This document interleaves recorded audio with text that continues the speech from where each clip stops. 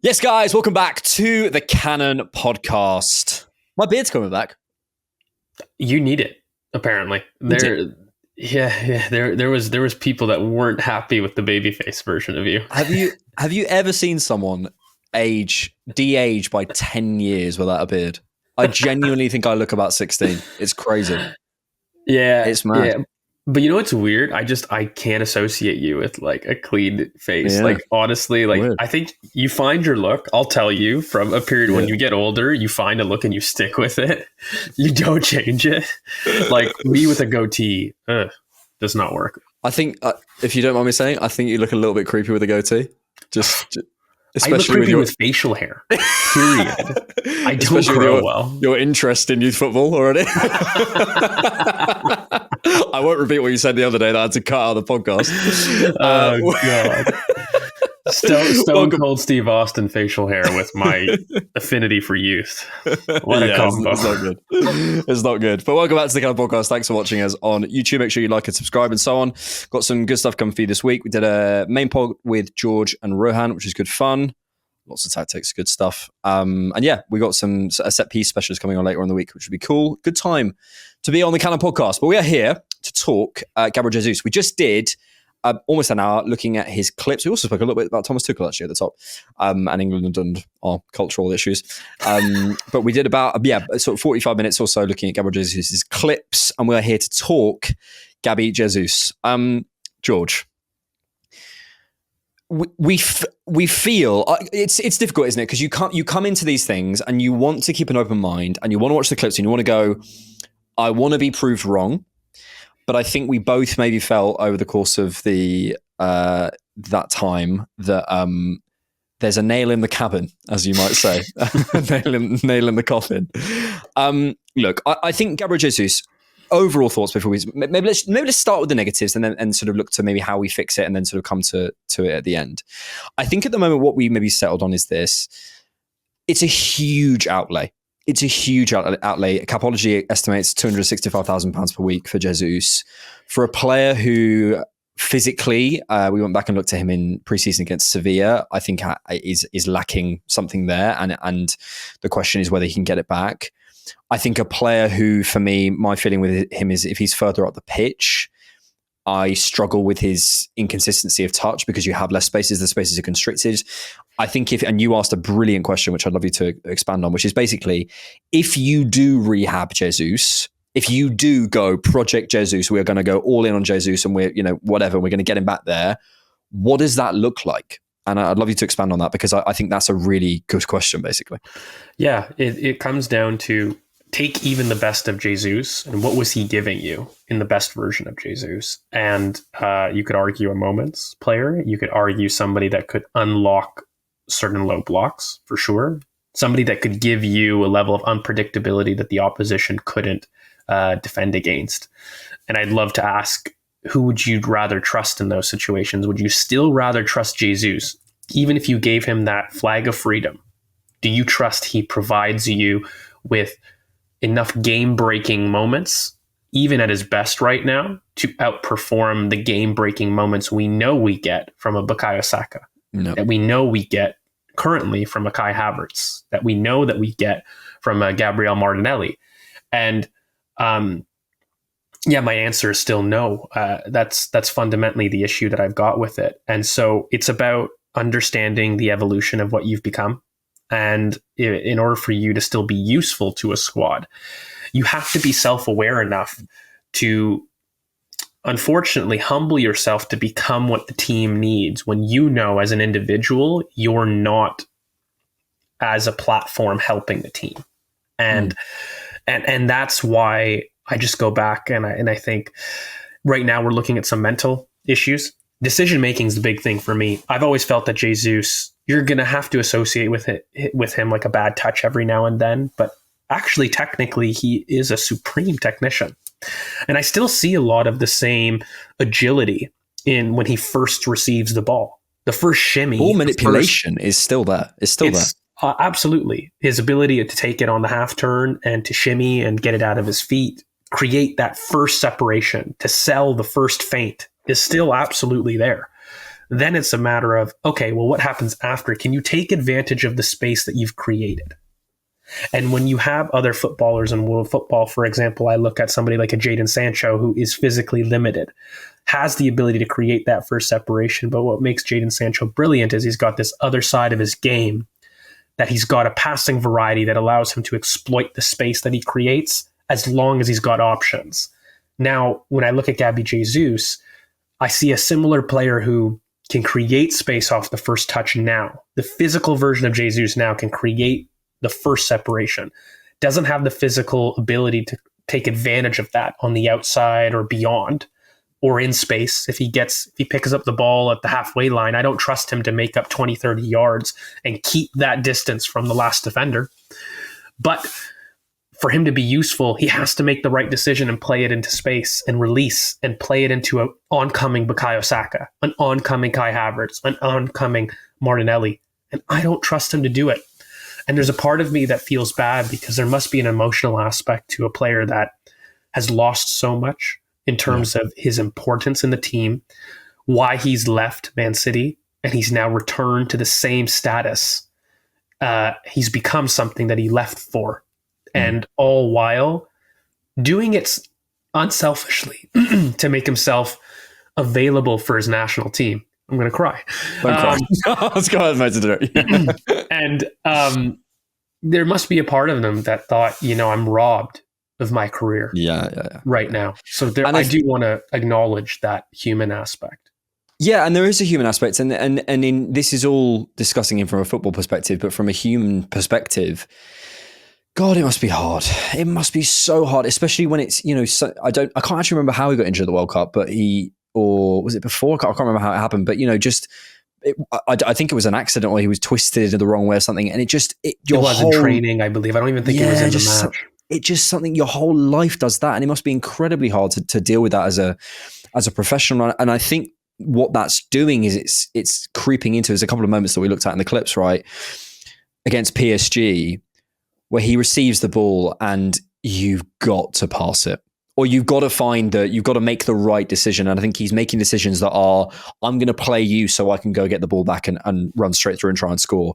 Or I'm not going to play in Bukayo Saka, even though that's the right decision. Or, there was a moment in the Bolton game where he's facing up against the centre-back and Saka and Sterling are next to him and he takes a shot. The centre-back's in front of him outside. By the way, it's a pretty good shot. It whistles past the post. But there's two players next to him and he's taking a shot from outside the box. It's a 3v1. And he's making those decisions. And on some level, it's got to come from this status anxiety of what's happened there. I think just returning quickly before maybe we get onto the tactics of how he can still contribute, because there's a big, he's still a big talent. The talent hasn't gone. It's just how he fits us. I think the problem with the rehab of Jesus for me is at his absolute best. He is efficient in his action in the final third in terms of how quickly he gets out of his feet, as we saw in that Sevilla game. But actually, you need to give him more touches, to give Jesus the keys to the castle.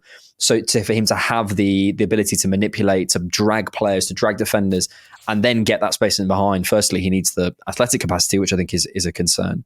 But secondly, he needs touches. And the question I think which you asked, which is so brilliant, is, okay, you do that. You give Jesus all those touches. Do you want that? No. I don't anymore. I want it to, we've moved past that. I want it to go to Bukayo Saka. I want my number 9 to be Kai Havertz now and have 30 touches a game, or 0 touches or 0 passes or whatever they lied about it with Havertz against City. But do you actually want that? Do you want to give Jesus the keys anymore? And unfortunately, the answer is no. And then, for me anyway, and then when you go, okay, so then you're paying this guy £265,000 a week, and you made a great point about that's 2 players. Benjamin Šeško, I don't know what he's on, but that's Šeško plus 1. And in terms of that squad slot, it just becomes really difficult. But I don't want to just focus all on the negatives, because there are some concerns. Certainly decision making, certainly athletic capacity, certainly status anxiety, certainly touch economy, a number of things that we looked at in the clips. But I want to go to the tactics board and sort of discuss where he could still contribute for us. Because look, ultimately, we're in this situation now. You're never going to have a squad of 23 players who are all absolutely perfect, all fit and firing, whatever. And a manager's job is to get the most out of his squad. So how do we, because I can't see Jesus leaving in January, frankly, unless there's a crazy offer from Saudi and we can do something to replace that, because we're already a little bit thin. Probably next summer. We're probably going to have Jesus till then. How can you see him contributing? Yes. So I think like one of the biggest things is right now, Kai Havertz is going to be the number 9, right? And I'm going to do our projected kind of starting 11. Some people might argue about Ben White. I don't want to get caught in the comments. If you really want, you can have Timber in here. But this is traditionally what you'd say a first 11 would consist of, right? And where does he fit? Because right now he's not dislodging Kai Havertz. He's not dislodging Bukayo Saka. And I think even at the top end of the spectrum with Mikel Merino, you're not sacrificing Merino to basically do this and have Jesus as a false 9. Yeah. You're not. You know who has actually got that role right now, and I think Martin Odegaard isn't somebody that's playing because he's been injured, but we have done this in recent games. But it hasn't been Jesus. It has actually been, I'll put him on the side here, it's been Trossard, right? And we've seen switches, right? Trossard has been able to drop into these zones. Kai Havertz has been the center forward. We've seen a 4-2-4 essentially coming in with Trossard and Kai Havertz in the middle too, and Bukayo Saka. Now, in theory, Trossard doesn't have to do that role. Jesus can do the role. My problem is I don't trust him to make the right decisions here. Now, personally, what I think will get the best out of Jesus is at the expense of Gabriel Martinelli. Keep him as a winger. You'll have Thomas Partey come out, and we'll need to bring back Odegaard, and we'll need to bring back Mikel Merino. And in this position, Jesus has enough options because you've got an underlap from Merino that can make that run. You've got a potential overlap from Calafiori. You've got people that will make willing runs for Jesus to amble in these areas. And when he receives it in these areas, in these tight spaces, as long as he's got one there, people off to here, Odegaard coming up, Jesus has 3 to 4 options to hit between Mikel Merino as a recycle, between Calafiori, a run from Kai Havertz. He could take it on. When Jesus has 3 to 4 options, that benefits Jesus because I don't trust him to make the right decision. Now, otherwise, if you're going to have Jesus kind of come back and operate in a different role, for example, I think one thing that you could do is operate Jesus from right wing in order to give Bukayo Saka a rest. That is another option that we could do where we still have this function. I probably, instead of actually Martinelli, I probably put a Trossard in that position. And in this role, you would probably actually switch Ben White, and I'd have Yuri and Timber. And this is something where, at least what I could see, is more of a touchline option for Jesus, which he has played before. And in this way, you have kind of an underlap coming from Yuri and Timber. And in these zones, you could have Jesus kind of be more of that right winger that he did at Manchester City. And I think between and those face people roles, up as well, which he can do. Yeah, no, absolutely. And so that for me is a way to fit Jesus if you wanted to give Bukayo Saka a rest. No problem. Now, my problem is I probably would prefer Raheem Sterling in that role as opposed to Jesus. But it is an option that we can give Jesus. So fundamentally, I think at right wing, that's an option to do. I still maintain the best option probably, if you really wanted to maximize Jesus at least, is to have him at left wing, have Bukayo Saka out here, and basically have a period where, you've got options for him to play. So when he does drop into these zones, he's met with a Calafiori overlap. He's met with a Mikel Merino who could underlap out wide, a Kai Havertz that could peel back post, for example. If Kai Havertz makes a run near post and we've got Bukayo coming here, instruct Jesus to cross back post. These are things that we can do. The problem is, I'll be honest with you, I'm struggling to trust a man being able to make those decisions. And when I've got Trossard, who has the efficiency of touch, has the efficiency of output, and has the efficiency of defensive acumen, And then I've got a Raheem Sterling, who's another profile who I don't think, to be fair, has the touch economy. I think he still makes the wrong decisions, but has the physical capacity to at least do the defensive work as well as take you on the outside. You're now third choice versatile attacker, which is not $265K a week. So it's a matter of trying to define that. And that's the crux of it, really, isn't it? It's like, would I be okay with Jesus being our fifth, sixth attacker? Yeah, no problem at all. That's an incredible option. But the point is, it's the resource outlay. I mean, I don't want to be disingenuous. I said in a TDK video at the beginning of the season, I think Jesus is going to have a brilliant campaign. Like that's what I felt. I felt in preseason. The reason I said that was I was feeling. I think it's maybe with the trust, and he had a bit of rhythm in preseason. He was playing a lot of 90s. And I think because of that, he had a bit of that swagger about him. He had that sort of thing. But now he got back into the rhythm of the Premier League. I'll go back to the Bolton clips we look at. Against Bolton, he looked brilliant. He looked really good. But it's just those top level games I don't think he's cut out for anymore. And I think that's probably where I was wrong. Closing thoughts then. Are we saying it's kind of over at Arsenal? You never want to completely write someone off, but it's not over. It's not Nicolas Jova, but it's not far. Yeah, I would just maintain, like, I think my biggest takeaway from these scouted is even if you wanted to go through the struggle of rehabbing Jesus, let's go through November 2024 with Kai Havertz. Let's suffer through it and let's get him back to a confident Jesus. What is he giving you in this team that you already don't have? Is he outperforming this version of Trossard? Even in 22, 23? Output, no. Influence, no. Game-breaking moments, no. Defensive acumen, by the way, that Trossard has done, equal. So fundamentally, he's not adding enough or solving enough problems, even with him being rehabbed. And alternatively, I don't trust him with the ball, which is what he needs to truly feel free. And I feel bad on a human level. I hate saying this. I don't like looking at a player and feeling like I'm not maximizing because I feel like you're failing as a coach. That's just how you feel on a human level, right? Like you want everybody to feel valued. And I know it must be incredibly difficult. I think the best thing for him, and I don't even do it as a case of I hate Jesus or anything like that. I think he deserves a career where he's valued again. Yeah.